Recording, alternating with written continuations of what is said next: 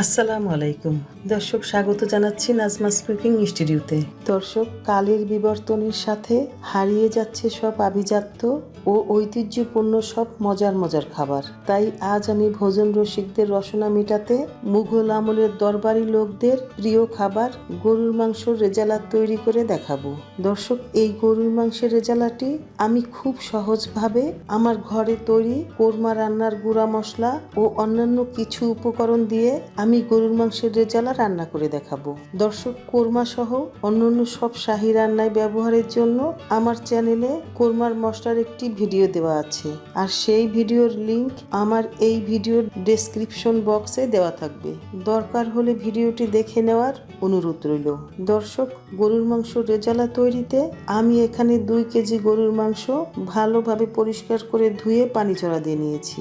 দর্শক, একটা বিষয় না বললেই নয়, রেজালার মাংস সব সময় আমার এই মাংসের চেয়েও ডাবল সাইজের বড় হবে। আমার এখানে মাংসগুলো যিনি কেটে দিয়েছেন তিনি জানতেন না যে আজ আমি রেজালা রান্না করব, তাই আমার মাংসগুলো একটু ছোট সাইজের হয়ে গেছে।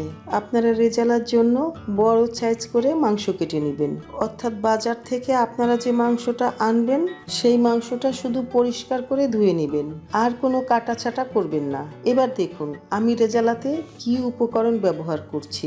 মাংসের মধ্যে দিচ্ছি 3টি মাঝারি সাইজের পেঁয়াজ কাটা, দিচ্ছি 1 চা চামচ হলুদ গুঁড়া, দিচ্ছি 1.5 চা চামচ শুকনা মরিচ গুঁড়া, দিচ্ছি 1.5 চা চামচ ধনিয়া গুঁড়া, দিচ্ছি 2 চা চামচ ঘরে তৈরি কোরমার মশলা, দিচ্ছি স্বাদ মতো বা 1.5 চা চামচ লবণ। এখন দিচ্ছি 1.5 চা চামচ আদা বাটা, দিচ্ছি 1 চা চামচ জিরা বাটা, দিচ্ছি 1 চা চামচ রসুন বাটা, দিচ্ছি 1 কাপের 4 ভাগের 1 ভাগ রেগুলার রান্নার তেল, আর এখান থেকে 5 টেবিল চামচ পরিমাণ টক দই দিয়ে দিব। সব কিছু যখন নেওয়া হয়ে গেল, এখন মাংসের সাথে সব মশলা খুব ভালোভাবে 3 থেকে 4 মিনিট সময় ধৈর্যের সাথে মেখে নিতে হবে। দর্শক, মাখাটা খুব ভালোভাবে মেখে নিতে চেষ্টা করতে হবে, এতে করে রেজালাটা অনেক বেশি মজার হবে। মাংসটুকু তেল মশলার সাথে 3 থেকে 4 মিনিট সময় খুব ভালোভাবে মেখে নেওয়া হয়ে গেল। এবার মাখানো মাংসটুকু ঢেকে আধা ঘন্টা সময় রেখে দিব। ফিরে আসবো আধা ঘন্টা পর। দর্শক, ফিরে আসলাম আধা ঘন্টা পর। এখন চুলায় একটি প্যান বসিয়ে গরম করে নিয়ে তার মধ্যে 3 টেবিল চামচ রেগুলার রান্নার তেল দিয়ে দিচ্ছি। এখন এই তেলের সঙ্গে মিক্স করে নিচ্ছি 1.5 টেবিল চামচ ঘি। এবার তেল ও ঘিটুকু ভালোভাবে গরম করে নিয়ে তার মধ্যে 4টি পেঁয়াজ কুচি দিয়ে দিচ্ছি। এখন পেঁয়াজটুকু অনবরত নেড়েচেড়ে ভেজে বেশ খানিকটা নরম করে নিব। দর্শক, পেঁয়াজগুলি ভেজে বাদামি রং করে নেওয়ার দরকার নাই, এ সময় আমার চুলার তাপটা মিডিয়াম আঁচে রাখা আছে। পেঁয়াজটুকু নরম করে ভেজে নেওয়া হয়ে গেল। এখন আধা ঘন্টা আগে থেকে মেখে রাখা মাংসগুলো প্যানের মধ্যে দিয়ে দিব।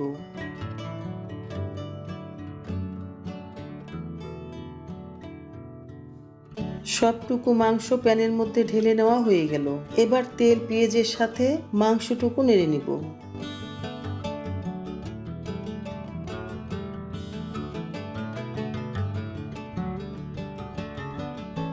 মাংসটুকু নেড়ে নেওয়া হয়ে গেল।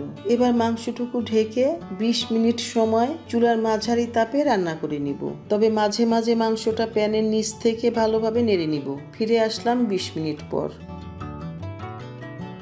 এবার মাংসটুকু একটু নেড়ে নিচ্ছি।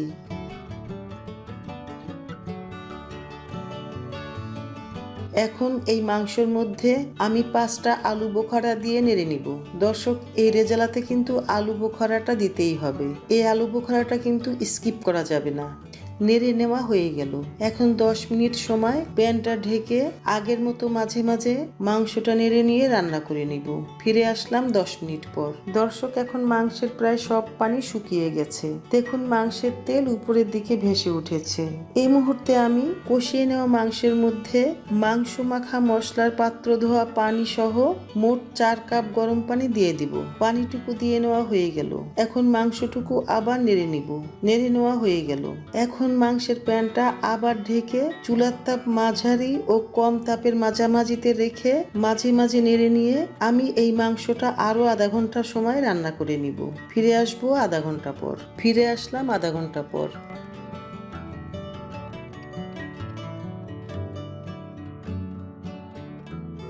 দর্শক, এখন মাংসটা খুব সুন্দর মোলায়েমভাবে সিদ্ধ হয়ে গেছে এবং আমার গরুর মাংসের রেজালা রান্নাটাও কমপ্লিট হয়ে গেছে। দর্শক, আজকের এই মজার ভিডিওটি যদি আপনার ভালো লাগে তাহলে ভিডিওতে একটি লাইক দিয়ে কমেন্ট সেকশনে কমেন্ট করার জন্য অনুরোধ রইল। আর ভালো কথা, চ্যানেলটি যদি আপনি আজও সাবস্ক্রাইব করে না থাকেন তাহলে চ্যানেলটি সাবস্ক্রাইব করে আমার পাশে থাকুন। আর ভিডিওটি শেয়ার করার জন্য অনুরোধ রইল আপনার ফ্রেন্ডস অ্যান্ড ফ্যামিলির মাঝে। এত সময় আমার পাশে থাকার জন্য আপনাকে অনেক ধন্যবাদ। দর্শক, সচেতনভাবে নিজেকে সুরক্ষিত রাখুন, নিরাপদে থাকুন, সুস্থ থাকুন, ভালো থাকুন। এ কামনায় আল্লাহ হাফেজ।